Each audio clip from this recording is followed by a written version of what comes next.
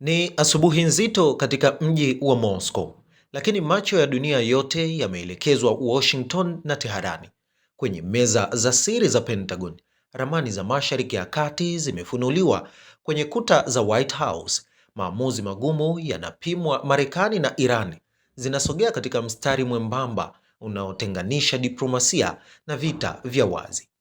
Ripoti ya The New York Times ikinukuu maafisa wa Marekani inaeleza kuwa Rais Donald Trump anapitia kwa kina orodha pana ya mipango ya kijeshi dhidi ya Iran, kuanzia mashambulizi ya anga, operesheni za vikosi maalumu hadi uwezekano wa operesheni za ardhini. Hata hivyo, kwa wakati huu, Ikulu bado haijavunja muhuri wa mwisho wa vita.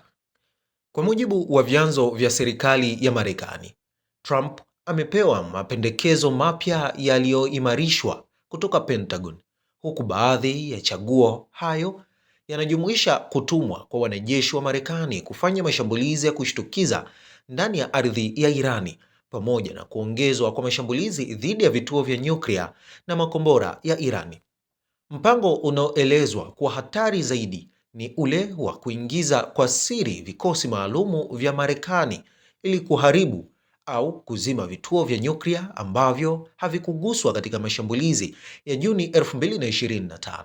Chaguo jingine linataja mashambulizi yanayolenga moja kwa moja miundombinu inayohusishwa na uongozi wa Irani, yakilenga kuzua sintofahamu ya ndani na kufungua njia ya mabadiliko ya kisiasa. Hata hivyo, maafisa hao wanasema wazi, rais bado hajachagua njia ya silaha. Badala yake, vitisho vinatajwa kuwa sehemu ya mkakati wa shinikizo, vikilenga kuisukuma Teherani irudi mezani kwa mazungumzo. Katika kauli iliyoibua taharuki kimataifa, Trump alisema msafara mkubwa wa kijeshi kuelekea Irani.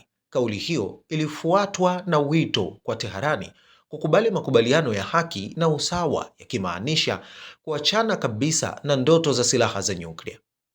Akikumbusha mashambulizi ya Marekani dhidi ya vituo vya nyuklia vya Irani mnamo Juni 2025, operesheni iliyojulikana kama Midnight Hammer, Trump alitoa onyo kali zaidi. Shambulio lijalo, alisema, litakuwa baya zaidi kuliko hapo awali. Majibu kutoka Irani hayakuchukua muda mrefu. Mwakilishi wa kiongozi mkuu Ayatollah Ali Khamenei katika jeshi la walinzi wa mapinduzi ya Kiislamu IRGC, Abdullah Haji Sadegh, alionya kuwa shambulio lolote dhidi ya Irani litafungua mlango wa mashambulizi dhidi ya vituo vyote vya kijeshi vya Marekani na washirika wake vilivyoko ndani ya masafa ya silaha za Irani katika Mashariki ya Kati. Wakati kauli za kijeshi zikipaa, diplomasia ya Irani ilichukua kasi. Waziri wa mambo ya nje Abbas Araghchi alifanya mazungumzo ya simu mfululizo na waziri kutoka Qatar, Misri, Umoja wa Falme za Kiarabu, Pakistan, Oman na Uturuki. Mazungumzo yaliyolenga kuzuia mvutano huo kugeuka kuwa moto usiodhibitika. Kutoka Moscow, Rais Vladimir Putin alisema Kremlin inafuatilia kwa karibu kila hatua inayochukuliwa. Putin alifanya mazungumzo ya simu na waziri mkuu wa Israeli Benjamin Netanyahu na rais wa Irani Masoud Pezeshkian, akisisitiza haja ya kurejesha utulivu haraka iwezekanavyo. Msemaji wa Kremlin Dmitry Peskov alionya kuwa matumizi ya nguvu yatazidisha machafuko katika eneo hilo, akisisitiza kuwa bado kuna nafasi ya mazungumzo katika Umoja wa Mataifa.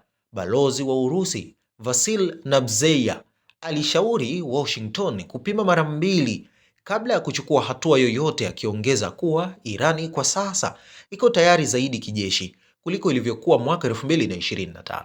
Katika nchi za Ghuba, juhudi za kidiplomasia zinaendelea kwa kasi. Qatar, Oman na Umoja wa Falme za Kiarabu zinafanya kazi ya kimya kimya kuzuia mlipuko wa vita vipya, kwa mujibu wa Financial Times. Hofu kubwa ni kwamba mgogoro huo unaweza kupanuka na kuilazimisha Irani kulenga miundombinu muhimu ya mafuta na gesi, hatua ambayo ingeutikisa uchumi wa dunia. Azerbaijan pia ilitangaza msimamo wake kwa wazi.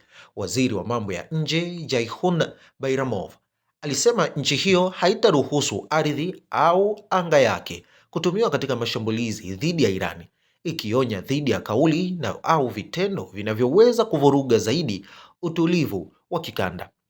Kadri saa zinavyohesabika, ulimwengu unasalia katika hali ya kusubiri. Mstari kati ya mazungumzo na makombora unabaki mwembamba kuliko wakati mwingine wowote. Uamuzi mmoja kutoka Washington au jibu moja kutoka Teherani unaweza kubadilisha uso wa Mashariki ya Kati na labda historia ya dunia.